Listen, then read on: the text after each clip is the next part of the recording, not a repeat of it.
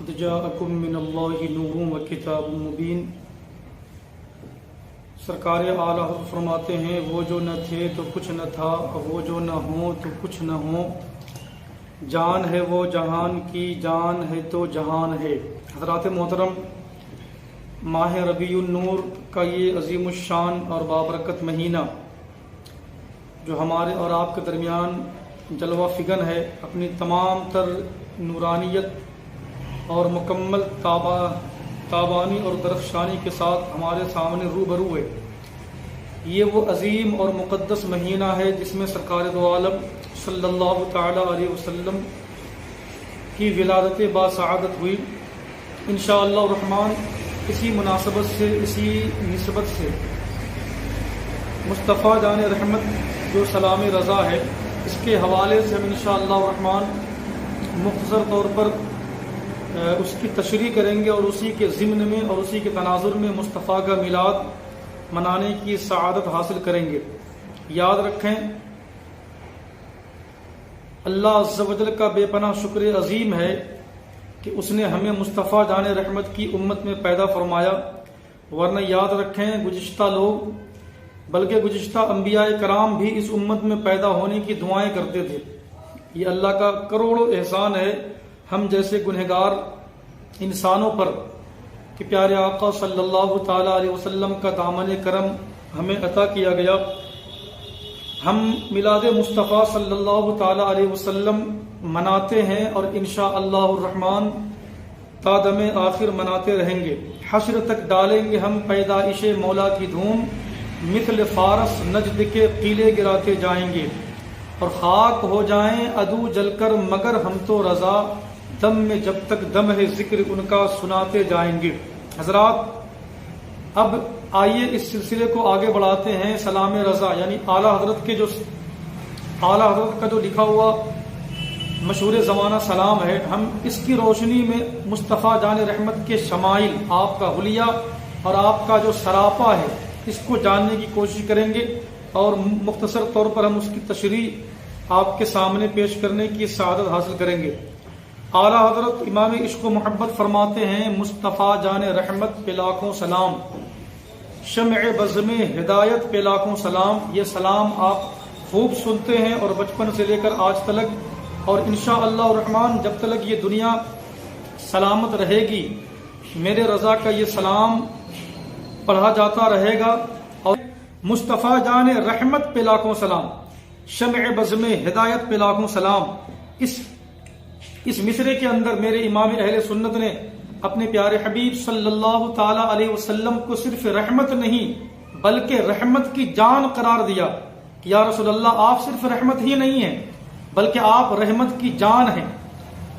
اللہ نے قرآن میں فرمایا،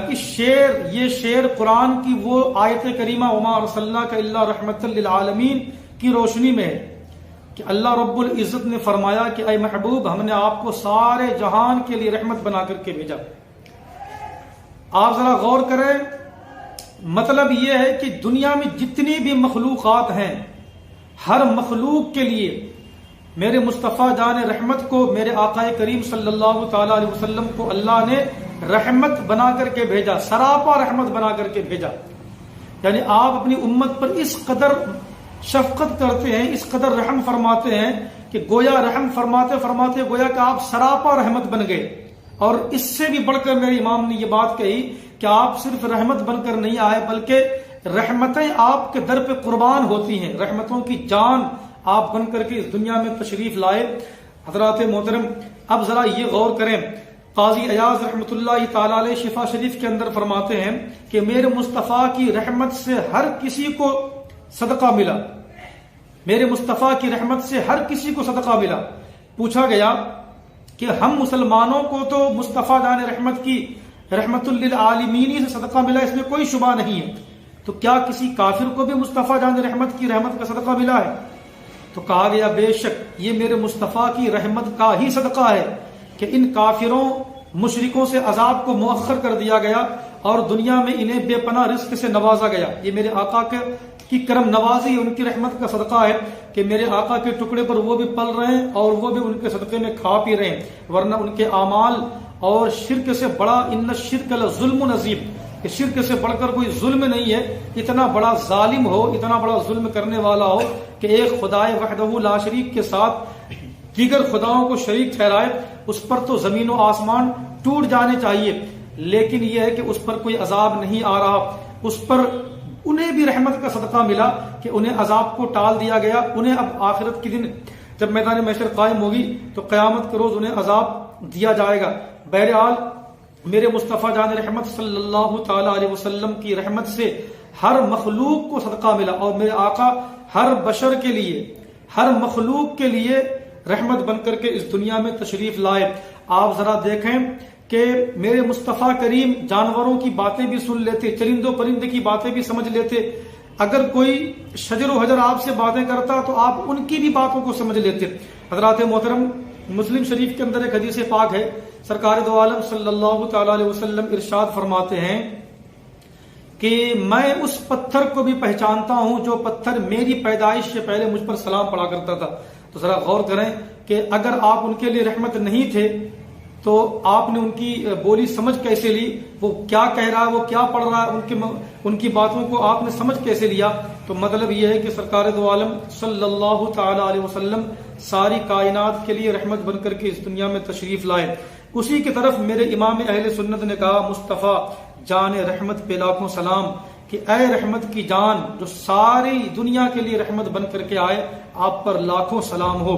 آگے فرماتے ہیں، شمع بزم ہدایت پہ لاکھوں سلام، شمع بزم ہدایت پہ لاکھوں سلام، ہدایت کے بزم کے چراغ، ہدایت کے بزم کی جو شمع ہے، شمع فروزاں، آپ پر لاکھوں سلام ہو۔ ہدایت سے مراد یہاں پر ہدایت کرنے والا ہے، رہنمائی کرنے والا، رہبری کرنے والا۔ مراد یہاں پر یہ ہے کہ جتنے بھی پیغمبر اس دنیا میں تشریف لائے، پیغمبروں کی محفل کی گویا کہ آپ چراغ ہیں۔ سرکار دو عالم صلی اللہ تعالی علیہ وسلم ان کی محفل میں جگمگا رہے ہیں، ان کی محفل کی جو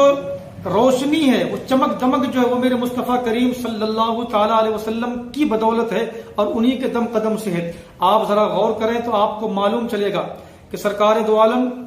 صلی اللہ تعالی علیہ وسلم کے نور کا کمال کتنا عجیب و غریب تھا کہ سرکار دو عالم صلی اللہ تعالی علیہ وسلم کا جو نور ہے، نور جب آدم کا پتلا بنایا گیا اور جب ان کے جسم کے اندر روح ڈالی گئی تو روح واپس آ گئی۔ اس سے پوچھا گیا کہ تم آدم کے جسم میں کیوں نہیں ٹھہرے؟ تو روح نے کہا کہ ان کے جسم کے اندر بہت اندھیرا ہے، ظلمت و تاریکی ہے۔ تو پھر اللہ عز و جل نے نور مصطفیٰ کو حضرت آدم کی پشت میں جلوہ گر فرمایا، اس کی وجہ سے آدم کا وجود منور و مجلہ ہو گیا۔ تو آپ ذرا غور کریں، سرکار دو عالم صلی اللہ تعالی علیہ وسلم کا نور جہاں جہاں جلوہ کر رہا اس کو منور و مجلہ کرتا رہا۔ حضرات محترم، اسی کو فرمایا کہ شمع بزم ہدایت پہ لاکھوں سلام، ہدایت کے بزم کے آپ چراغ ہیں، آپ پر لاکھوں سلام ہو۔